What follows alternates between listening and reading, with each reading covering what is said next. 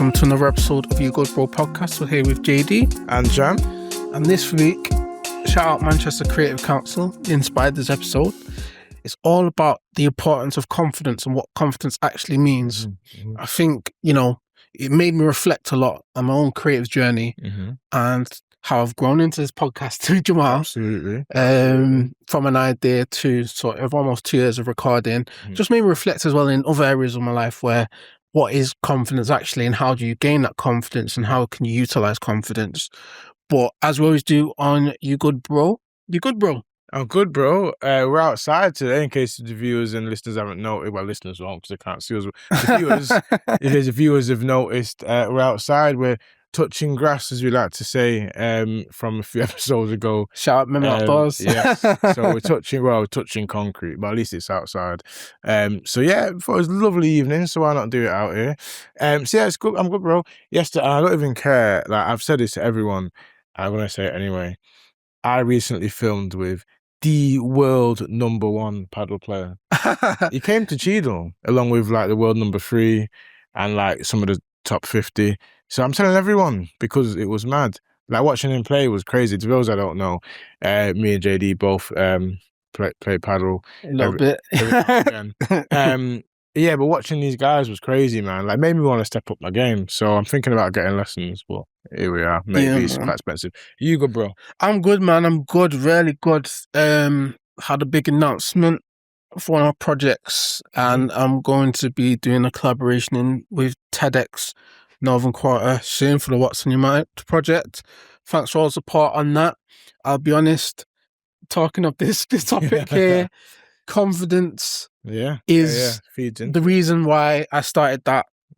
You Good Bro is the reason why I started that. And I think it all ties in together. So thanks to everyone who supported me and Jamal with either of our projects, whether it's Jamal's script writing or anything else, or TV, or with my projects, my small projects. It's just overwhelming to see the support on that, But it kind of ties into today's topic, which is confidence. Now, we'll touch on that. We'll touch on it first. Yeah. When I say what confidence is, what actually is confidence to you? To me, confidence is just like the ability to just fit in where you get in, essentially. So like, to me, I feel it's like you step somewhere knowing, you know what, I'm good. Not in an arrogant way, just like, and that's what they always say, there's a difference between confidence and arrogance. But for me, it's like stepping in somewhere and just kind of feeling comfortable and allowing that to show through what you do.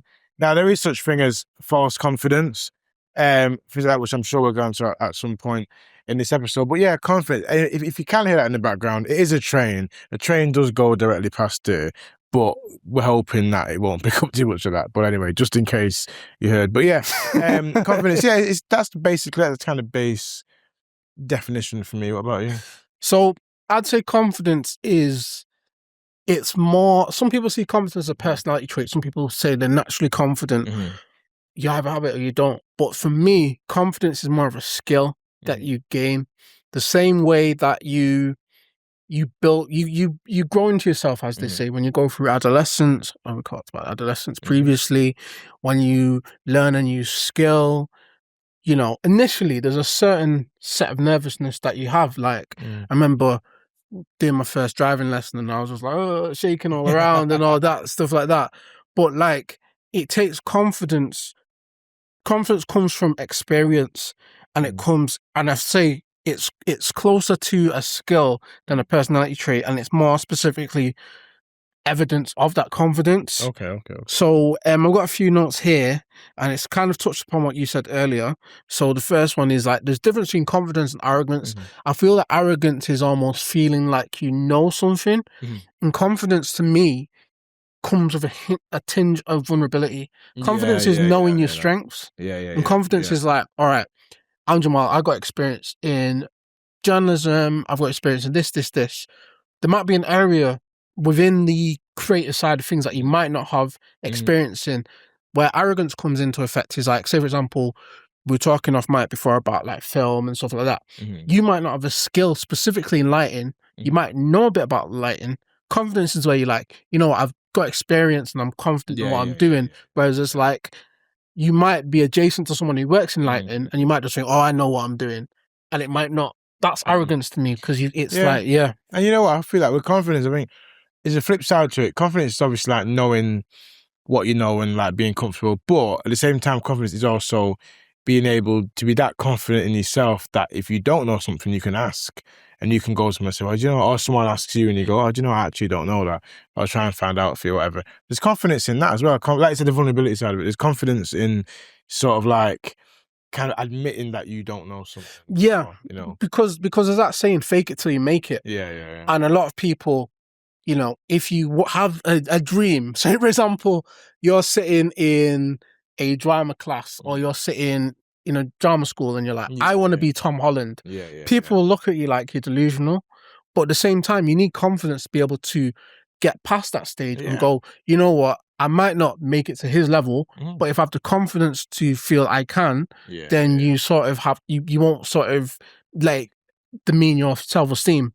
So I think that's very important to sort of take back. So, I mean, confidence can open doors for you, like by having the confidence to approach someone. For that, but people approach me all the time and ask me, you know, advice, whether it's journalism, script writing, filming, whatever. You know, people will message me quite often on like Insta and that, and I love it. I'm like, you know, that's confidence, man. That's confidence. Says, you know what, I want to do this thing, so I'm going to reach out to someone who might be able to help me get there. So I love that. So I think confidence can open opportunities and open doors, whether it's your career or a hobby like paddle. Do you know what I mean? Like, it's like me going up to the world number one and saying, can you train me? And him turning around and saying, absolutely not.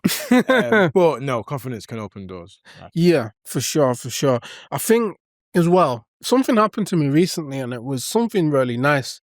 Someone who messaged a while ago about the podcast, and I listened to the Dyspraxia episode where, you know, we got nominated for a dyspraxic advocate back in 2024 for an episode, and people like, I wish I could have your confidence.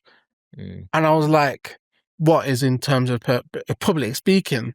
And is that what do you mean? And I'm like, a lot of people who listen to those early episodes have always commented about how different I was in comparison to now. And I think a lot of that comes from learning how to podcast, learning how to speak into a camera, and then also being comfortable in knowing what to say. And that takes time. And that's what I mean. It's like confidence comes from not being able to be imperfect. Being able to be like, you know what, I've got the confidence in my ability to learn something. But I'm not arrogant enough to feel it has to be perfect straight away. And also I feel like when people are arrogant, I think that is definitely, it shuts off a lot, because if they're arrogant, I feel it's like they're almost saying that, well, I don't need to get better. It's like, I feel everyone can get better in life, in whichever avenue of life. You know, there's always scope to get better, whether that's personal, career, or like I say, a hobby or whatever. There's always scope to get better. So I feel like if someone's arrogant, they're definitely kind of saying, well, I don't need to get better. And to me, that shuts off all kind of, you know, ways of doing that. Yeah, I think I just got a question for you as well.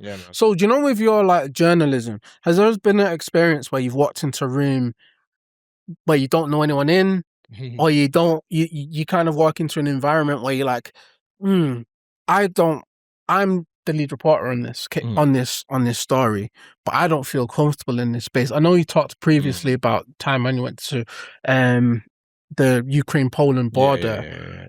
Go back and listen to that episode as well. It's a really good episode around mental health and journalism. But has been any other examples where you've kind of been like, you know what, I'm not feeling confident here, but I have to exude that confidence?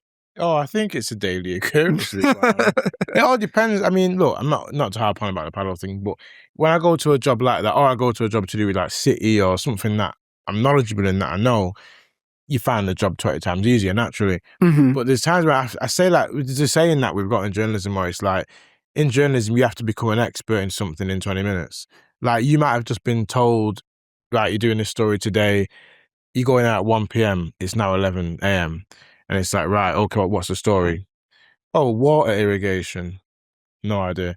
So within that hour or whatever before you leave the gaff, you have to become an expert in that. It's a short amount of time. So I say that's the kind of situation. It happens regular, naturally. So I would say, yeah, that. And whenever it's something I don't know, but I remember one time, I got asked to interview not Warren Joyce. Is it Warren Joyce, the manager who took over at Wigan? He was United's like under 21s or something like that. Anyway, whatever. Somebody Joyce. And I ended up going, and I didn't know, and I got given questions, and I didn't really know much about them because I'm not into. I don't know about United Academy or the setup system or whatever. Anyway, I go down and I interview him, and I fed him some line that I'd been given, like, "Oh, this is your first time managing in the EFL." And he looked at me and went, "No, it isn't." I wanted the ground swallowing me up because all the journalists were waiting their turn. They're watching. I'm thinking, "Oh my gosh, I don't know a thing about this guy." Anyway, and then I thought, okay, it can't get any worse than this. Okay, I'll just carry on. I put it on. Asked him about, is he going to take, the stuff he's done with the academy, is he going to take it to Wigan and whatever? Carried on. And then I said to him, another stat, I said, oh, so you've won X amount of trophies. And he corrected me again. And I went, I've been fed duff information. Really sorry about this. ChatGPT. And you know what I mean? It was before them days. But ChatGPT would have given me a better answer. I told you his maiden name and his mum's maiden name and everything. Yeah, I want to rock up like, you know what I mean? But then I think the confidence took over, meaning, do you know what? I have to just pretend that I know what I'm talking about. And he kind of just trying to get out of it and say things like, oh, I've been fed bad information. Sorry about that, mate. Anyway, moving on, next question. And he sort of just trying just ride it out a bit. And then I got what I needed, and I remember walking away just thinking, he is cursing me to that press officer. 100% he's saying, who's that guy that's just come here because he knows nothing about me? But you get some people, some interviewees that will just come off the back of that and they'll be fine and they'll get it. And then you've got some that aren't so understanding and kind of like give you that look like to say, what are you doing? Why are you here? Like, you're not good enough, to be a journal. But I think one thing from confidence is, that you gain from confidence is bounce back ability. Yeah. And it's sort of like, okay, there's so many times where you want the ground to swallow you up and just be like, oh man, why did I do this? Or, you can even, I've had times where I remember when I was playing football at a young age, and I know there was certain, scouts watching the team, and I was only like 10, 11, like obviously, but you hear scouts watching a player and you might misplace a pass and you're just like, oh man, and it might, you know what I mean? It's like, the confidence is just to go, that's just a one moment of my life. And that's just, like you said, you made a mistake with one part, but it doesn't affect your ability to learn from that mistake. And I think a big do my own research is the number one thing. Really. I think a big part of confidence is having self-reflection enough to realize where you went wrong in the situation, or what's like a learning point from the confidence. But going to the next section, I've got a few questions for you because you weren't at the workshop. I know, I didn't get a question. I'm sorry, man. There's been about 3 or 4. I've not been able to make them. Apologies. So I'm going to make one because I owe you big. Shout out Cressy each and every time. Mm-hmm. But I've got a few questions for you. And this is, I come up with these questions because you were at the workshop and there's some similar questions asked at the workshop. Okay. You might have answered one of these already. So if you can try and give another example, then you can ask the questions back to me as well. Okay. So if you can give an example of a time where you didn't back yourself. Oh, wow. These are some deep questions straight in. A time I didn't back myself. Gosh. I'd probably say it probably happens more than I think, but I don't, at the time I don't. It's more like a mechanism, like a defense mechanism to just kind of almost play it myself down so I don't feel disappointed if the outcome's not great. I would say, do you know what? I would say shooting music videos like early doors, when I used to shoot music videos, I used to compare to other people. And because I'm like, I'll shoot stuff, but I'm not really, when it comes to edit, I can edit like all day. Graphic stuff, I've just never done it. And it's not like I probably could if I applied myself and learned, but I don't learn because it's not anything I've got to use day to day. So when it comes, I keep seeing these new videos now and it's just like all these graphics and whatever. And I know a lot of them are just probably, don't put down any videographers out there, but I know a lot of it's probably just like packs that you can buy and you just put over the transition, it does it for you. I get that. Or AI and all the rest of it. But watching them is just like, if I then go and shoot a music video, I'm like, oh, is it going to be as good as that? Because I don't really know much about that side of it, or I don't really, so graphically, is it going to look sick? So I tend to shoot more narrative-based ones where the narrative does the talking, so you don't have to really make it flashy. So maybe in that way, I don't back myself in terms of doing a flashy video. Like I keep seeing all the ones now, like Big Up Lady Ice and Scorcher as well, their tune that has just come out. It is something love. I'm sorry, Ice. What is the name of the tune? It'll come to me in a bit. But yeah, so that video is cold. Like there's loads of like Suggs is doing bits. Like all these videos. Old Manchester artist. Manchester artist all day. I just kind of think if I shot that level of video, would it be? And look, if I taught myself to do the graphics, I'm sure it would be, but I haven't. So therefore, in that way, in a roundabout way, that's probably something that I didn't back myself in. I probably back myself more on it now, but I didn't back then. So, what's the next question? Yeah, you got deep into that. Yeah, man. Yeah, for sure. Like I said, you were at the workshop, so I'm giving you the workshop. Yeah, this is the workshop right now. Cressy, I feel the spirit. So you might have answered this one in the previous question, but if you've got any other examples, a time you did the thing anyway, scared, and it worked out. And it don't always have to be about work. It could be about anything. It could be about a PB at the gym. It could be about something. Oh, so I felt scared. Oh, I'm going to bring up paddle again here. Right? So I went up against the 2.8 the other day. Explain to the audience what's a 2.8. So those who don't play paddle, Playtomic is this stupid app that you end up getting obsessed with, and it basically rates you based on results of games of paddle that you've played. And depending on your level, it can go drastically up or drastically down on one game. So I come off 2 wins, I was going to say. My rating was climbing again. I was one point where I was almost a 2. So basically 0 point something is like novice. Then you've got like 1 that's you're getting better. Then 2 plus is. So does it work like handicaps in golf? I don't really. Anyway, carry on. But yeah, so that's how it works. Anyway, I'm climbing up again after getting 2 wins. Climbing up against, I'm now over 1, which is good. I think I'm 1.3 or something. So I'm working my way back up again. Anyway, the other night, I got put against a 2.8 and I was shitting it. And I thought, oh, my rating's about to drop. I went into the game just thinking, in like 90 minutes time, my rating's going to drop. And that was it. Anyway, we tied the game, fam. Tied the game, and because of it, and because it's 2.8, my rating went up. Yeah. Because to tie, so obviously, I held my own with my partner, obviously, big up James.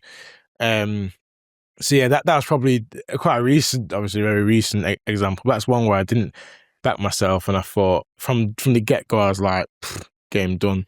And actually, it worked out, and I got a tie, and my rating went up by like 0.3.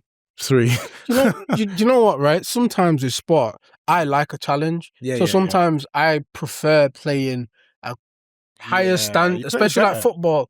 Like some of the games you have when I play football, when it's a higher standard of player, you might be much better than me technically or physically.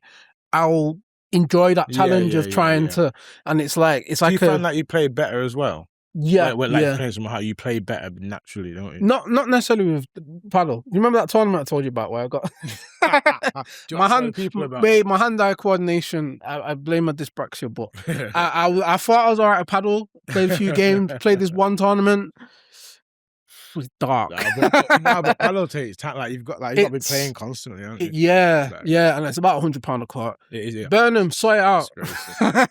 Do you know what? Don't even be surprised if next week Burnham goes like £10 paddle court, £10 cap on yeah, courts. £10 paddle courts, £5 5-a-side. That's what we need. Do it, Burnham. We know. We believe in you. You know you can do it. Manchesterism. Go back and listen to our previous episodes. That's the week before last night. Week before, yeah. Go back and listen to that. But yeah, go on. You got more questions? And the final question the grilling is a time your confidence was completely misplaced and it was like turned out to be good. You know, like when you just have that almost like it's a tinge of arrogance. Yeah. But it's like where the confidence is just leaning in towards arrogance. But yeah. But you know enough to get through. But it turned out okay. Yeah. Oh gosh, I'm not an arrogant guy, but I know what you mean. Like it's borderline. It's like it's not arrogance. It's more just like Oh, do you know what? People from work are going to listen to this. So this is a work example, and it's like at work, I'm a fast editor. Like, so when it comes to like, doing pieces, I can turn things around quicker. Mainly because I know like the shortcuts on the keyboard. I can do whatever. And I sort of sometimes it will be like a mad little internal challenge to myself, and I'll shoot something in the morning. It's going out that night. Oh, my working gonna listen to this anyway. It don't matter because I turn it around and it goes out, so it don't really matter. But anyway, I'll end up shooting something in the morning, or I just shot it a previous day, got an edit day, and I'll go into the office. So I actually stopped going into the office to edit now for this reason. I go into the office to edit. I'll just get chatting to everyone because you know me, I chat enough, and I just get chatting to everyone. Before you know it, half the day is gone, and I've barely started the edit, and now I've got like 3 hours before we go on air. I'm like maybe not even a quarter, probably like a tenth of the way into the edit, and I end up like thinking, okay, I've got 3 hours, I can do this, and it's almost like a challenge. Yeah. And it works out. So that's maybe the borderline arrogance, because it's like arrogance to the point of I know I can turn this around, but whatever. But you almost need that pressure in your head to give you that sort of motivation to get through. So you know what you're doing, and normally you should hand in the work with a decent amount of time, but you've got the confidence enough to realize you can turn it around if needs be. If it's like under like a pressured time, being a bit of an internal challenge without me even probably realizing. Yeah. But yeah, that's probably a good example of that. I think I'll say. Yeah. I'm going to reverse the questions. So the first one, what remind me of them? Because a time you bottled it when you didn't back yourself. You know what? And this is quite embarrassing, right? You didn't ask me that. You asked me something else. No, I did, bro. I asked you and that, I bottled it. Oh, sorry. It was the Warren Yeah, sorry. Go on. Yeah, man. I remixed it because you answered it in the previous section. I like that. So for me, a big thing for me, bottled it is, and this is quite embarrassing to mention, is safe space, bro. I struggle with driving. Yeah. I struggle with driving because my depth perception is not the best. So sometimes I'm not always the most comfortable driver. And what I mean bottled it is, I remember when I first started doing driving lessons when I was like 17, 18, right? And my driving instructor, for like the last 5 or 6 driving lessons, is like, you're ready for the test? You ready for the test? You ready for the test? Yeah, building you up in it. And I bottled it because he was ready to book the test. Yeah. But I bottled it because I couldn't bring myself to do it.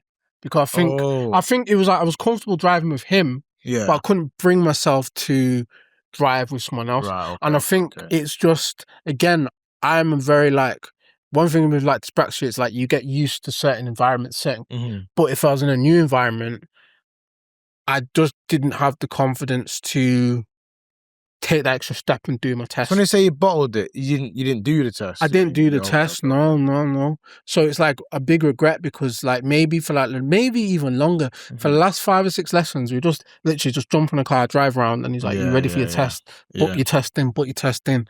And I never did. And that's one time I bottled it because I was, like I said, I was worried about being in a new environment. It took me long enough to learn to get my depth perception right. Because that's one thing like dyspraxia affects you with. And I just never, and that's one thing that like I bottled and but man, because like he was trying to give you the confidence in it. Yeah. But even then, you need it like yourself. Yeah, and I think it's probably a big regret not doing it at a younger age. But you know, is what it is. Life goes on. Absolutely, it's never too late. But yeah, so the next question was the time that I did something anyway, scared, and it worked out. Yeah, that's a good one. So if you guys listen back to our travel episodes, I'll probably say traveling alone. The reason I say that is just because, like, I got so out my comfort zone.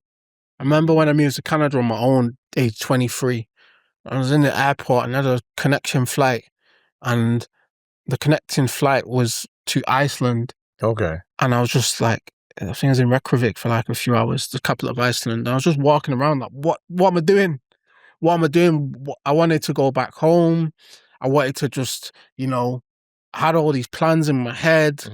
I was just like, what am I doing? Why am I moving on my own to the other side of the world? Why am I moving to Canada on my own? I don't know anyone other than a few. I've got some cousins in America, and I've got a couple in Toronto, some distant cousins.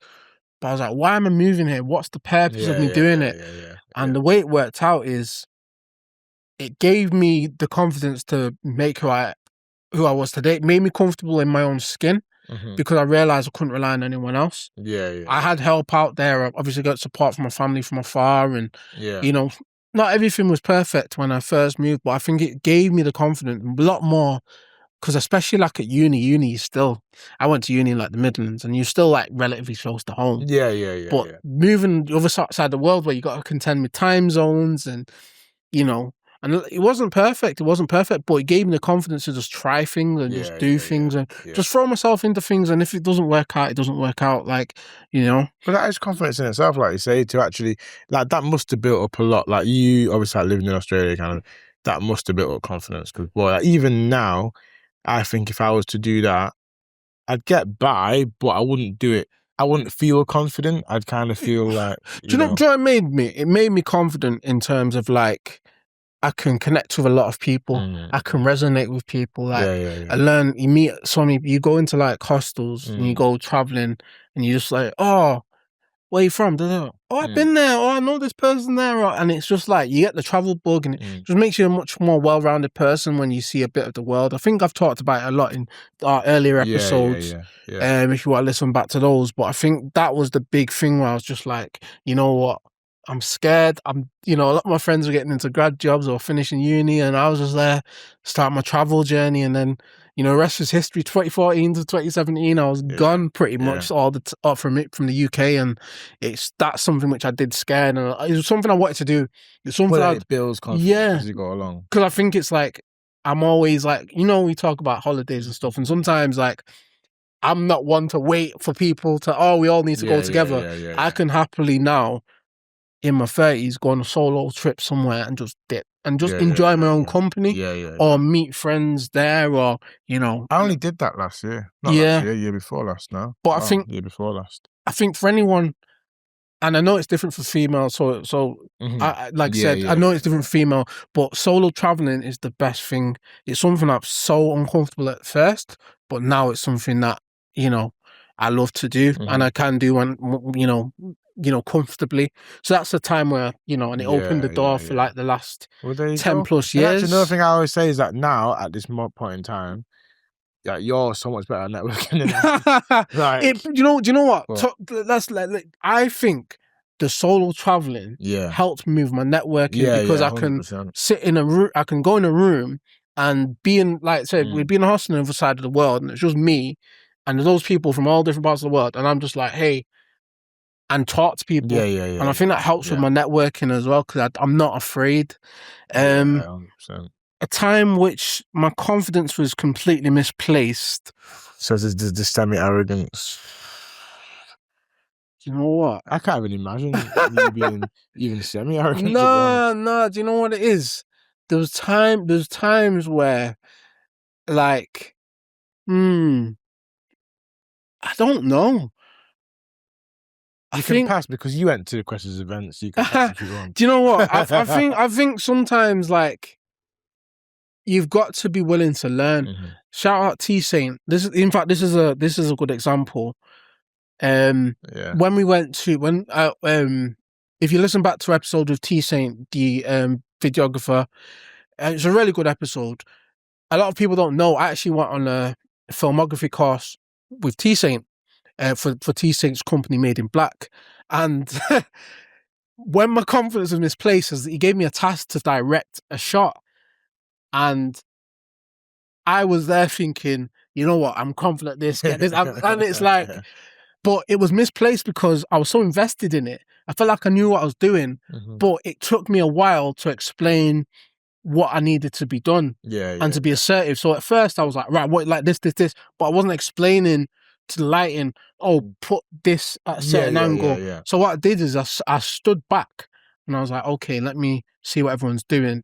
And I was able to explain what I wanted once I'd seen someone else do it. And I feel that's where it's like my confidence is like, you know what, that's the difference between confidence and arrogance. Arrogance was like, would have been if I led that exercise when I was directing that shot and was telling people to do something that, you know, wasn't necessarily I wasn't giving clear instructions, but when I sat back, Mhm. I had the confidence to explain what I wanted out the shot Yeah. in a way which was palatable, or which was in a way which would be the same as I was to work on set. Yeah. So I think that was an example, the more recent example of where my arrogance, well, not my arrogance, my confidence was misplaced. But yeah, like I think that to me is just very important, and that's the difference between the arrogant.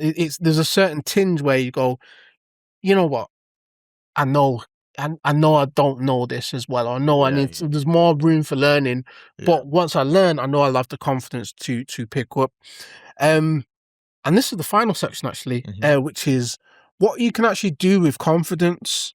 So, like, there's a few takeaways which I've noted down here, and this is actually from some notes I made following the workshop with Kwesi. So shout out again to Kwesi and the people over at Manchester Creative Council. Across the board. I think Kwesi gets the most shouts, but he's well deserved. A big brother of the pod. Unofficial third member. But nah, it's official. But yeah, shout out the rest of the team over there, Tabby, Dre, Natalia, and as well. Yeah, Liam.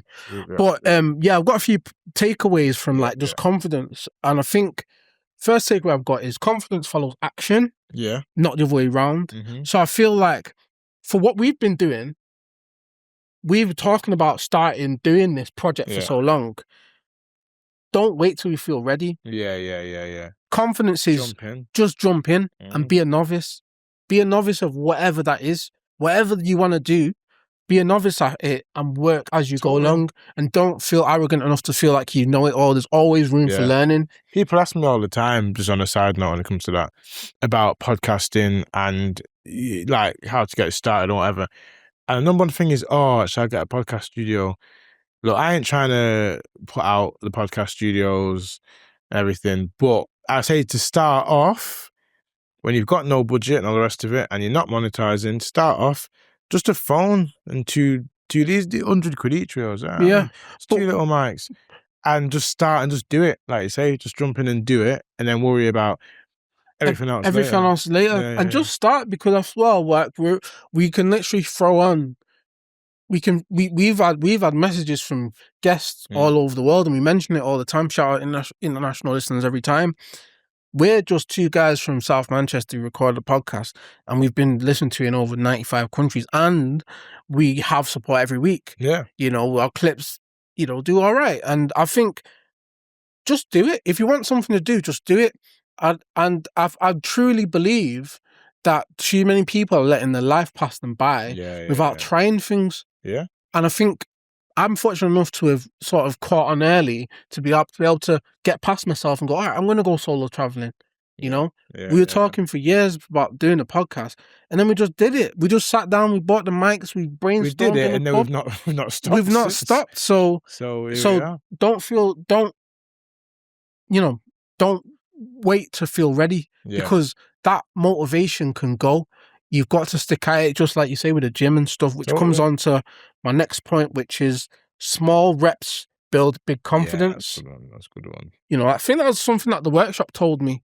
The workshop told me, and I think it's just since I've started doing stuff creatively, just in general, and the Manchester creative scene as well, is it's all about starting something small. And then stacking the wins, stacking each step, like 50 episodes, starting a side project. Soon to be 100 episodes. Soon to be 100 episodes. Very soon now. Live show. Jumping on other podcast platforms. I've now been on, personally, I've been on 3 podcast guest appearances, and I got interviewed for a really good project called Walk and Talk as well, which is a street interview channel. Shout out Chanel. Full named you, sorry. Yeah. So that's sort of like exuding that confidence, and it's stacking wins. People are seeing what we do and inviting us, both me and Jamal, down to, be guests on other platforms. So it's like that is stacking small wins and massively, networking too. massively. You know, the other week we were at the Black Creative Trailblazers, you know, Incredible. and it was an incredible event. I'm not sure if we mentioned it in our previous episodes, but it was an incredible event. It was on a rooftop, and we're mixing with the best of Black British and Black creatives in Manchester. And it was just, we had that sort of moment, you know, we had that moment where I sat there and I'm like, you know what? If we didn't start small, we wouldn't even be in the room to begin with. That's what I mean, starting small and stacking wins. And those sort of experiences are wins for me. 100. Got 2 more points as well. Yeah, if you ever want to interject, just let me know. You know what I get, bro. I feel I'm quite happy just listening to it. It's such good stuff. Yeah. This is one that I struggle with. Self-talk matters. Self-talk matters. Mm-hmm. How you narrate your own failures either builds or kills confidence long term.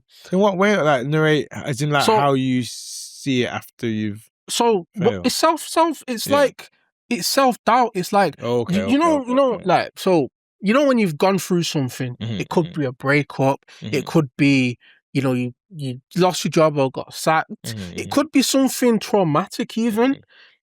The self-talk can determine what step in your life you take next.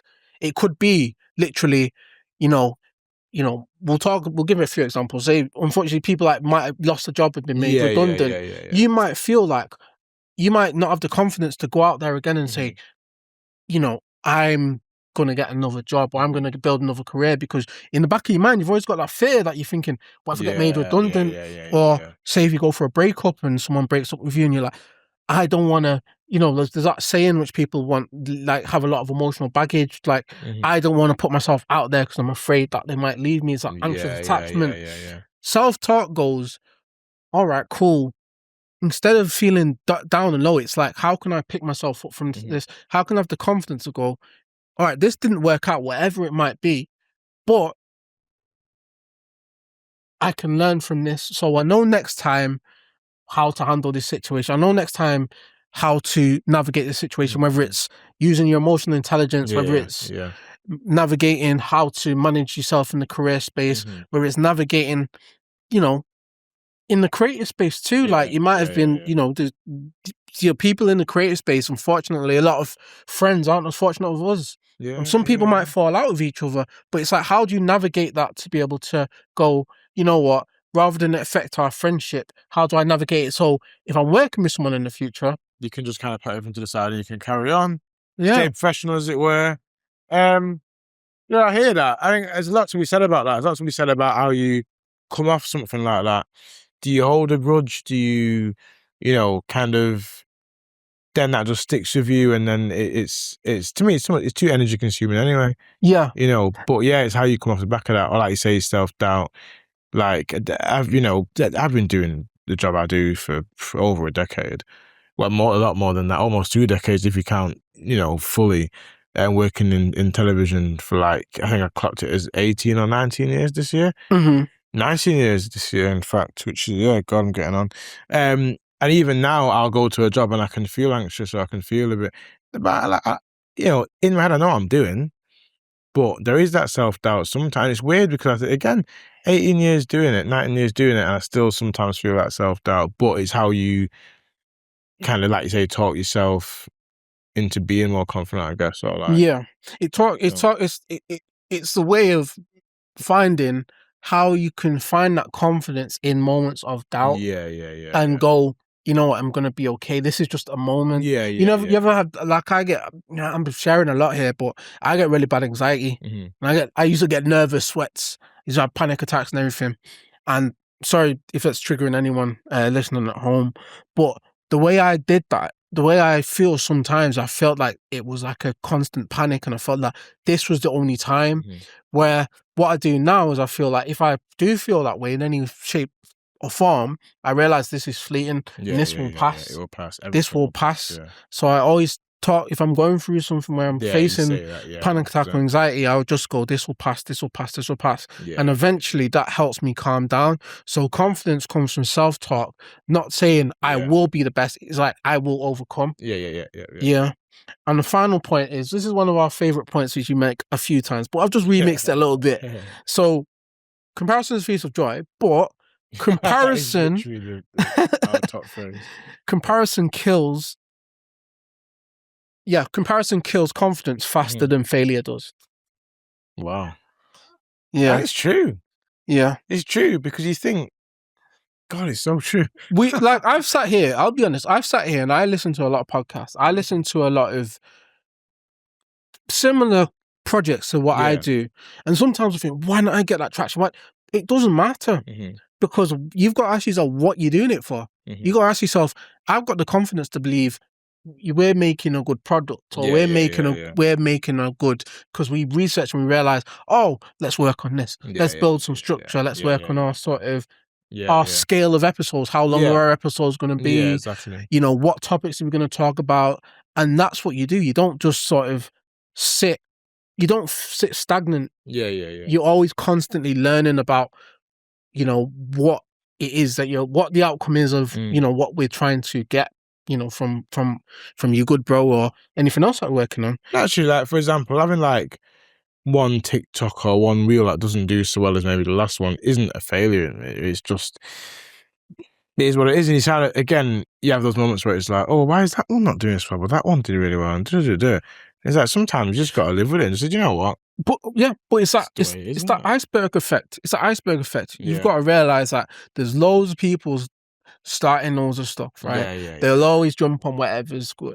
But it's the person that sticks at it and keeps going and keeps learning and keeps developing and keeps working on their craft, whatever that craft may be, which is the one that sticks it out. Exactly. And the one that which shines out of, you know, which shines out of like oversaturated markets, whether that be sport, creative projects or anything of that sort. It's that person who sticks out and who constantly is not afraid to learn and has the confidence to go, all right, I need to work on this. I need to work on that. They're the ones that last. And I feel that that's where it comes from. And also as well, when they say comparison kills faster than failure does, you can learn from similar platforms. You can learn from similar things. You know, there's a room that, you know, they say that, especially in the UK where we're based, content media is the fastest growing. You know, it's the fastest growing industry in the UK. It's an absolute sea out there. It's absolute sea. So if you're feeling that you see something and there's too many of this, there's too many of that, there's enough for all of us with the fastest growing industry. Totally. So it's like, never feel that just because someone's got a certain amount of followers or this person's got a certain amount of traction, you can't get there too. It might just take time. There's that saying about the iceberg effect where it's like, you see someone getting 10,000 views, but you haven't seen the 500 episodes where they're getting 5 views or 6 views or 7 views. And that's what I'm saying with like, you've got to have the confidence to keep going no matter what. You'll have your ups and downs. It's just like anything. Bro, right, well, it's been another good week of You Good Bro. Again, shout out Kwesi because that was inspired by you, that episode. So shout out Kwesi. If you don't know, find him at Kwesi Beats on Instagram. Have a look. He runs workshops that talk about things like this via Manchester Creative Council. So it's definitely worth having a look and seeing if there's anything he can do for you, essentially. And again, shout out Manchester Creative Council for inspiring this episode. I've been going to a lot of their topics. They do help creatives across the board about different things, everything from finances to, as you said, confidence, which is today's topic, to rejection. You know, that was another one of the earlier workshops. So if you're ever in the Manchester area and you're creative, get yourself down there to the Manchester Creative Council workshops. They're really good and inspire me every time I go. But right, that's been another week of You Good Bro. Might be outside again next week if his weather keeps up. So, we shall see you next week, or you'll see us next week for another episode of You Good Bro. Peace.